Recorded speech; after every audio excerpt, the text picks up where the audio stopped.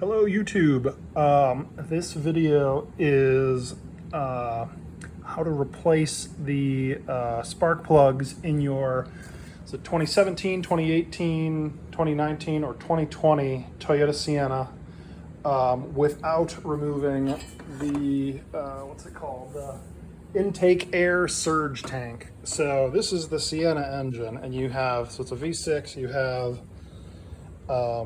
1, 2, 3 cylinders up front, and then the other 3 are in the back behind this thing, which if you take it into the dealer, what they do is remove this, which I think they actually end up having to remove the whole cowl here and the wiper blades and everything. And I believe the numbers I saw quoted were in the neighborhood of $700.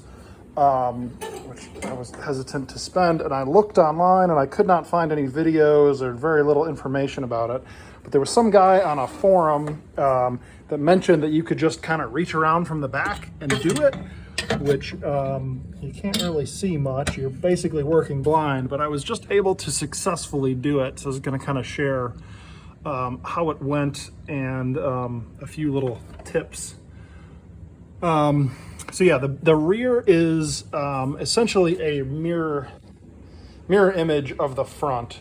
So the first 2 are kind of oriented like this, and you can feel back there, and there's a distinctive feel to the top of these. So it's fairly straightforward.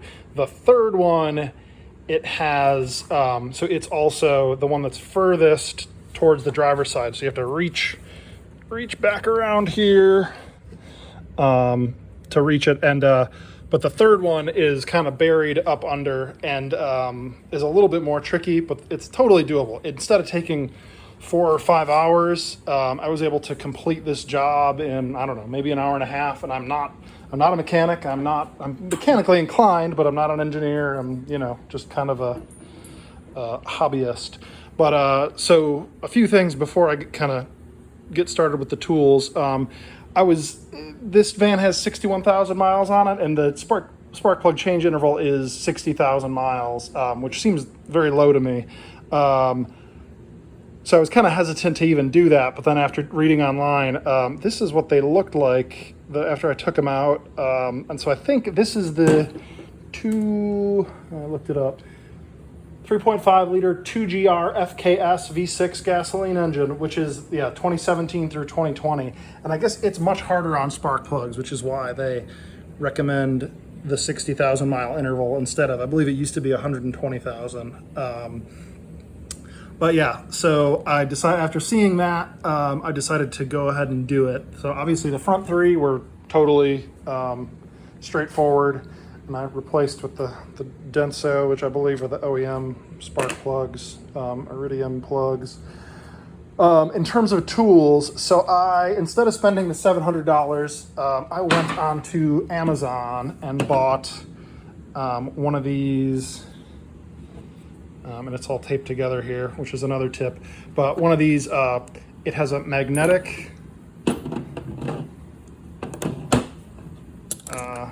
which I've never had before, but it's awesome. It's a game changer compared to the ones with the little rubber boots. So it magnetically grabs the spark plug, and this one has a little universal joint there, so you have some flexibility, because working back there, things are tight, which is I don't know that it's technically necessary, but I'm sure it made things easier. And I figured I think this was $10 maybe, I don't know, but was not bad at all. And then I also bought, which this I didn't even end up using, I don't think this was necessary, but I also bought some of these universal joints. I didn't know if I would need to put these back here and to create more flexibility, but honestly, this is probably there's like a 1-inch and a 3-inch extension. And that worked perfectly. I was able to just keep that together the whole time. So what I would do is, there is Here's a 10 millimeter. These little 10 millimeter bolts have to come off, but you can feel, once you kind of get the feel for what you're feeling for, you know, there's wires coming off when you're, obviously when you're feeling around the back.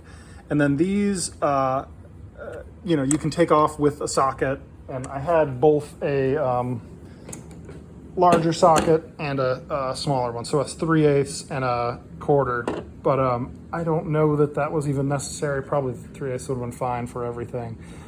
But that was not a problem to just take it off with the socket on the first two. The final one, just the way that it's tucked in, there's not enough room to fit, even with the smaller one, there's not enough room to fit this head under there because it's just kind of a constricted space. So that ended up having to use some little 10 millimeter wrenches. But that was honestly no problem. I don't know if it's a advantage or a disadvantage, but I'm tall, so I have relatively long arms to be able to kind of reach around back here. You get real intimate with your engine, but you can feel, you know, you get your arm back there, you can basically reach across.